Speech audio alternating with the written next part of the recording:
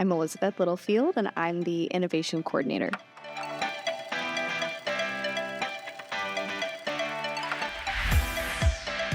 I graduated from college and I knew I wanted to work in film, so I moved to LA. Didn't really have a plan. I feel like a lot of people have moved to LA wanting to be a writer or a director, and I just knew I wanted to be involved. And what I came to learn is that there's this third category called producing, that is basically all the grunt work of making a film come together.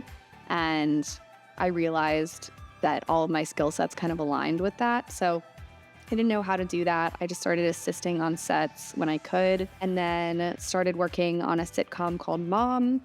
My first job was on the Warner Brothers lot. I had my own golf cart. I felt like it was in La La Land. It was literally where they filmed La La Land, and I would come in the morning and have my golf cart, and I'd be driving around and people would be filming, and I'd have to detour.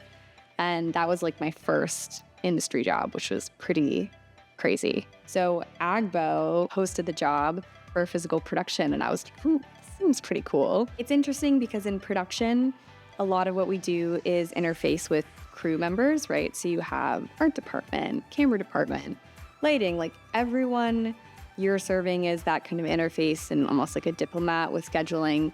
And innovation is kind of the same thing, but with creative and tech. So we have the virtual production team, we have our artist team, we have our development team, we have our emerging tools team, we have our gaming team.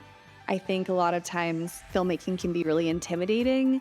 And so our goal is, how can we make it kind of more accessible and easier to scale up and make more content, right? And it seems so simple, but it's actually can get really complicated, especially when you're working with really complicated technology.